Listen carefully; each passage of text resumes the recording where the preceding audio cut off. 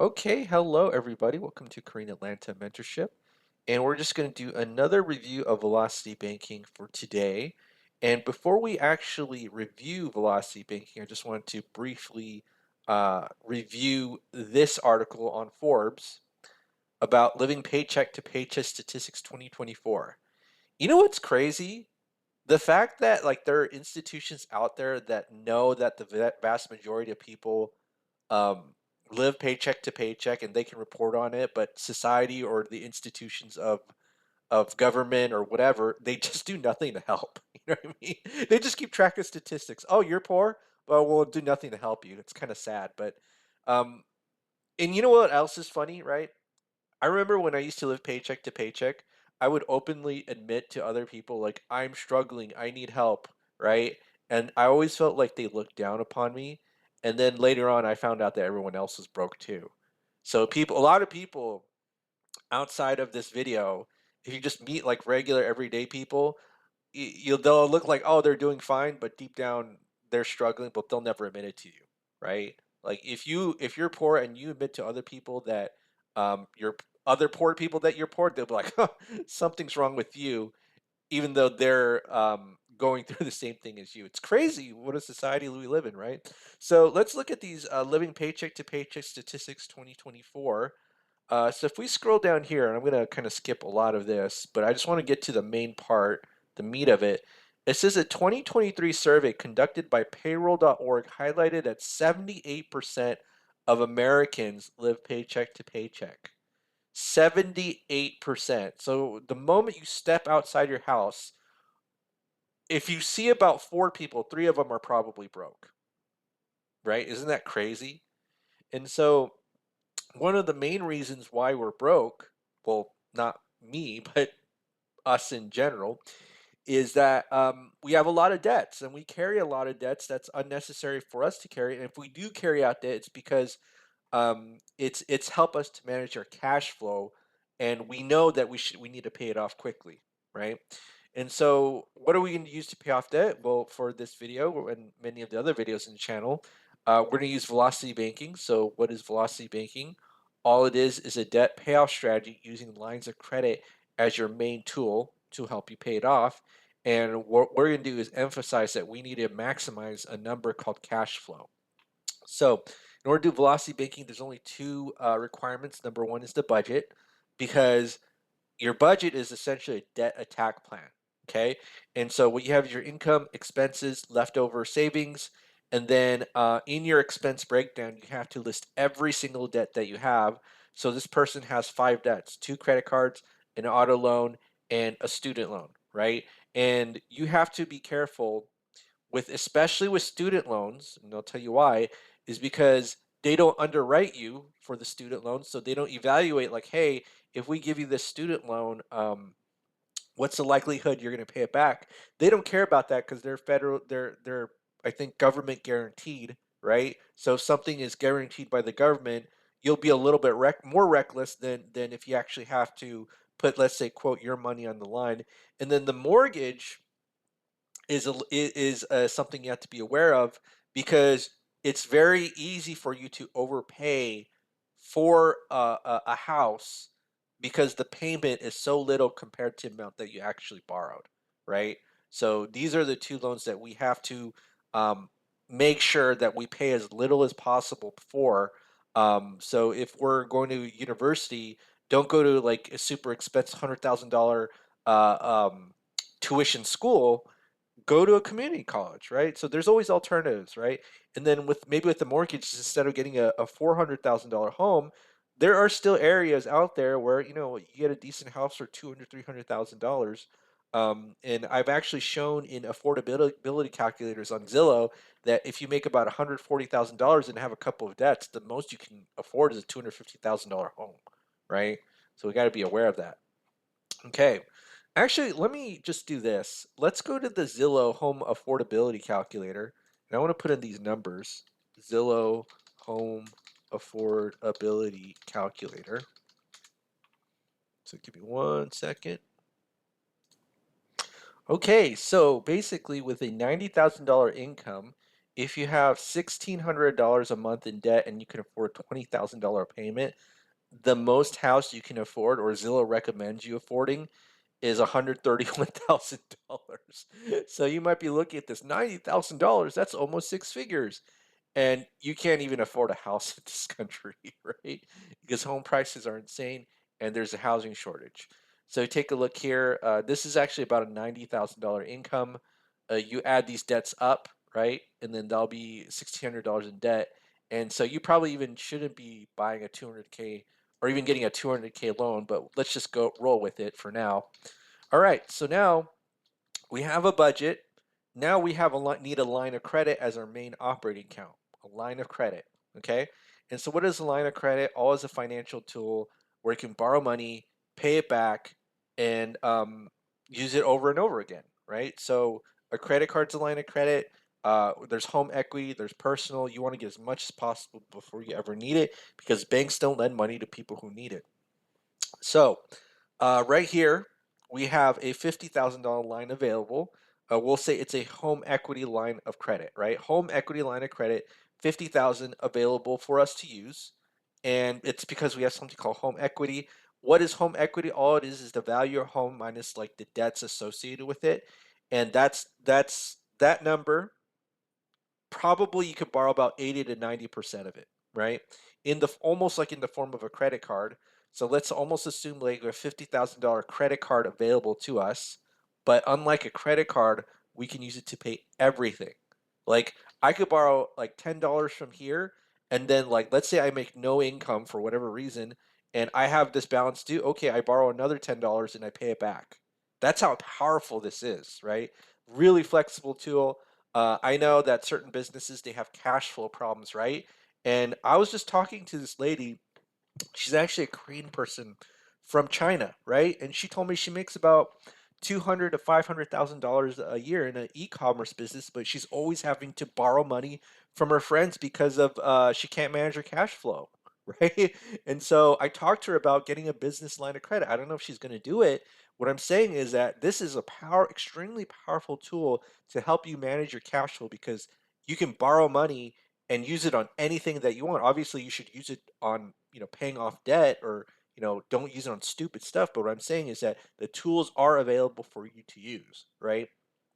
So, so when we do velocity banking right here, we're gonna make an emphasis that we have the exact same income and we're going to do the exact opposite of mainstream personal finance. So if you ever watch Dave Ramsey, he always talks about saving $1,000, and we're almost there every month, and we're going to say no to that, right? No savings, because our line of credit is essentially going to be our new savings account. So whenever we have to pull more money than we expected in our budget, then we just pull it from the line of credit because we're going to use um, our entire paycheck to put it into debt.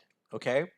And so now what we're going to do is calculate a number called cash flow, which is income minus expenses. It's very similar, or it's the exact same number in this column in the average American. So this column, we have zero savings, but we're going to use our cash flow to pay off debt. And our goal is to increase this cash flow number as soon as possible, right? And the easiest way to do that is move credit card debt into that line of credit. So we're just going to do a simple debt transfer right here, $27,000. So let's move this $27,000 of credit card debt into here, 27,000. Okay. And if we have 27,000, then guess what happens? We immediately increase our cash flow here. This is zero, this is zero. And look how we went from 900 to 1800 in one swoop without really trying, right? So now what's the actual strategy? It's you put your entire paycheck into the line of credit and then expenses out of line of credit, right? And then if you want to get a little bit more tricky, or I don't want to say tricky, maybe advanced, but it's not actually more advanced, you still use your credit cards. You have these two credit cards, right? All you have to do is charge all of your general expenses, food, gas, insurance, all that to your credit cards. Why? Because if you pay for those directly from your line of credit, you accrue interest the moment that you take it out of the line of credit. But use a credit card, the biggest benefit that a credit card has is that you don't get charged interest if you pay it every statement, or I'm sorry, the statement balance every month at the last possible moment. So you could potentially save interest and delay it by 1 month by using both credit cards and a personal or home equity line of credit. Something to think about. So we don't have to necessarily get rid of these, but our additional debt payments that we would incur are not going to affect our cash flow. And we're just going to make sure that our if we're going to pay for these general expenses, that we're going to use our credit cards and never really go over 2,000, right? On average, going to go 2,000. So now this is what we're going to do. Again, entire $5,500 into this line of credit. It does two things. Number one, it satisfies the minimum monthly payment, and number two, it minimizes that interest, right? And then after every single month, it's going to go down by 1,800. So let's go ahead and do that. All right. So now just go G2 plus H2. So to get the next month's balance, it's the previous month's balance plus the previous month's interest minus whatever our current cash flow is, 1883.48.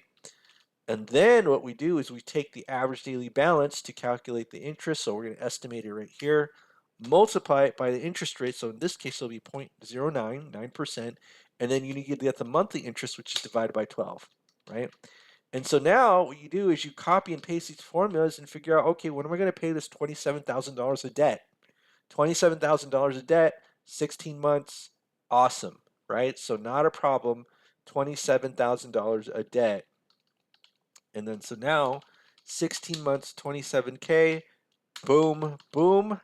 Definitely not living paycheck to paycheck, although some might argue that, even $1,000 a month isn't enough nowadays, right? So now what we got to do is focus on these three loans: the auto loan, student loan, and the mortgage. I know from experience that we're usually going to pay the auto loan first because it has the lowest balance, but not only that, we get more cash flow when we pay it off. So, for example, would we pay off $22,000 to get $415 back, or would we pay $33,000 to get $300 back? We would pay this one off first because we're paying less in the payment or the balance compared to the payment amount, right? We want more money and we pay less debt, if that makes sense, right? We pay 33,000 only to get a little bit about a cash flow back, whereas we pay 22,000 to get a little bit more than that, right? Hopefully that makes sense. So that's why we're going to focus on the auto loan, and we also have to figure out what the current balance of this auto loan is after about 16 months. So let's just go ahead and put this in right here. So 22,000, 5 years, and what is the interest rate here? 5%. Okay, let's go ahead and do that. All right, so after 16 months, 16 months. Now the balance is at 16 grand, right? 16 grand. Okay, so um, let's just go ahead and do this. We could just move this into the line of credit and then use our full cash flow to pay it off. So let me go down here. So if I go ahead and put this 16 grand right here, okay. Now what's our new cash flow? Well, what we got to do is now, since we just transferred it into that line of credit, guess what? This goes to zero, and our cash flow is $2,300. Okay, so 2,298.65. So let's go ahead and do these numbers right here. So minus, okay, 2,298.65, right? And let's see how long it takes us to pay that off. Okay, so it takes us about 23 months to pay off the two credit cards and the auto loan. So 23 months, and then that's 22, 27 plus 22K, so 49K. Okay, and then the next is a student loan, right? So let's go ahead and figure out what the balance of the student loan is here.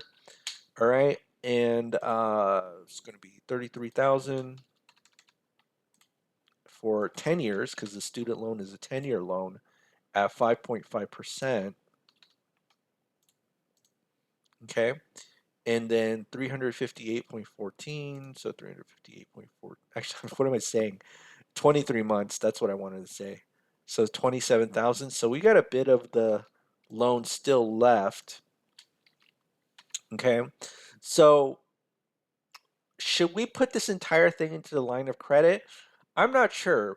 Um, in my experience, I think it would be okay just because the balance is much lower than, let's say, a mortgage.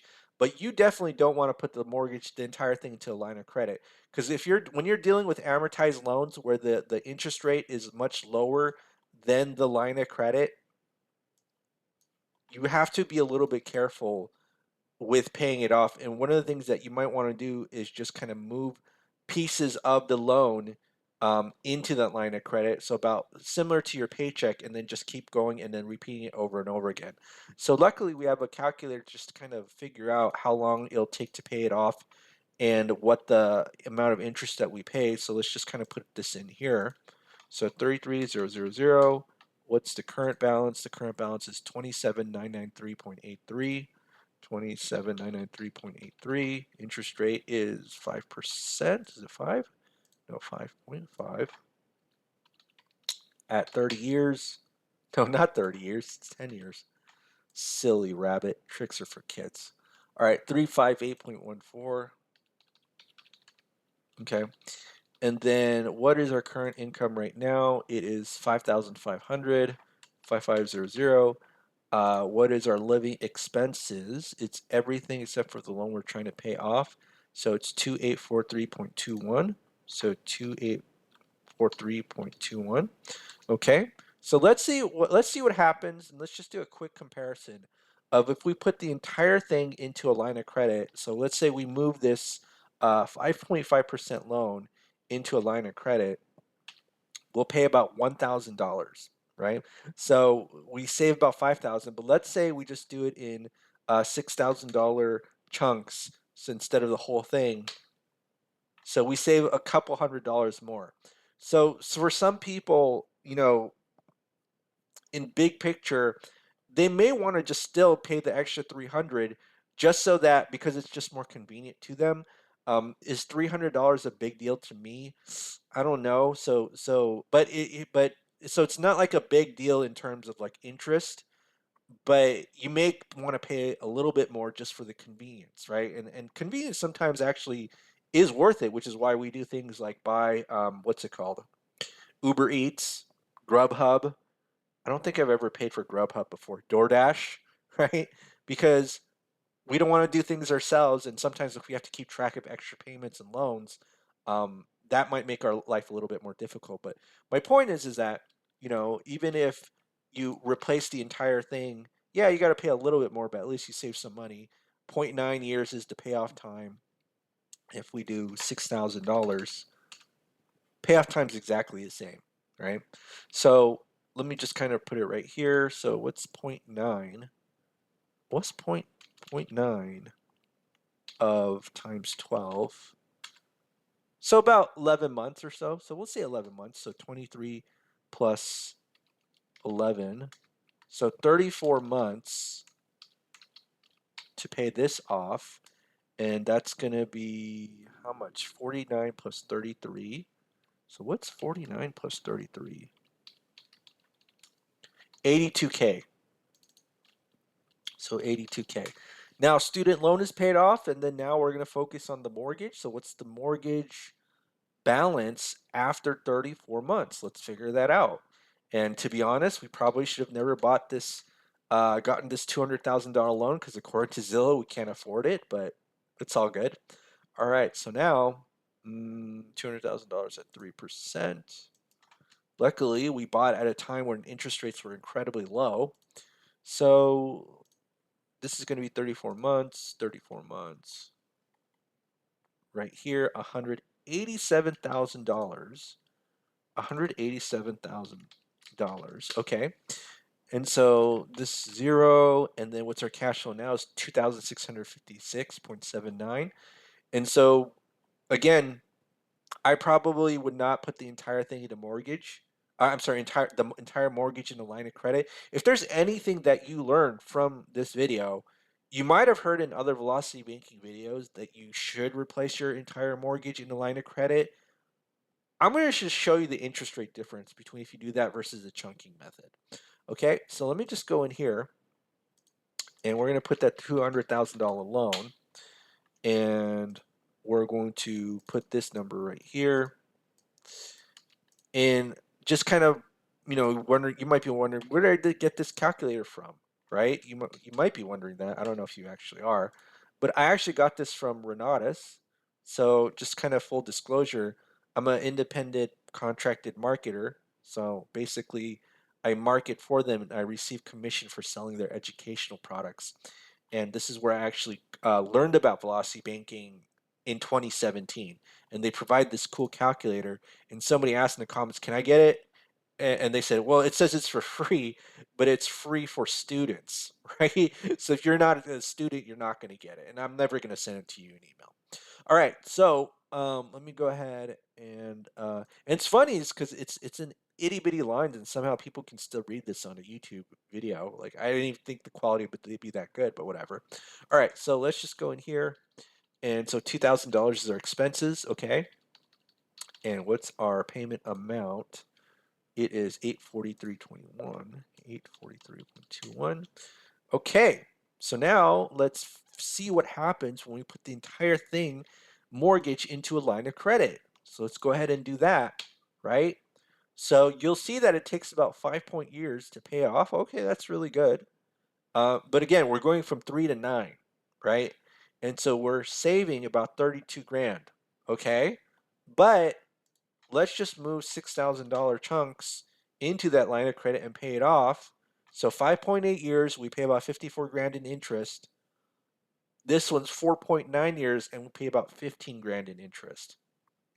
See the difference? See how crazy that is? See why if I had a very low interest rate mortgage, I would never replace it with the high interest rate HELOC, right? So just move it into, like, when you move it into little pieces or chunking or whatever, this is really kind of resistant to interest rates. It doesn't mean it doesn't affect it, but so let's say I do a 30% credit card, okay, 18 grand versus a 9% line of credit, 15 grand, right? And you may want to use the 30% credit card because the best credit decision isn't necessarily a best financial decision. So let's say you got a small credit card for whatever reason and you want them to increase your credit limits. Use this, do $6,000 swipes over and over again, and they're magically going to increase it for the most part, right? So even if it's those 30%, you want more credit, you got to use it, right? Okay, well, that's it. So 4.9 years. So let's go ahead and do this. 34 divided by 12.4.9. Okay, so now we have a 7.73 year payoff of, drum roll, how much was it? 282,000 of debt. So now we got to do the debt-free scream. We're going to get on Dave Ramsey. I think we can apply to go to Dave Ramsey's debt-free scream,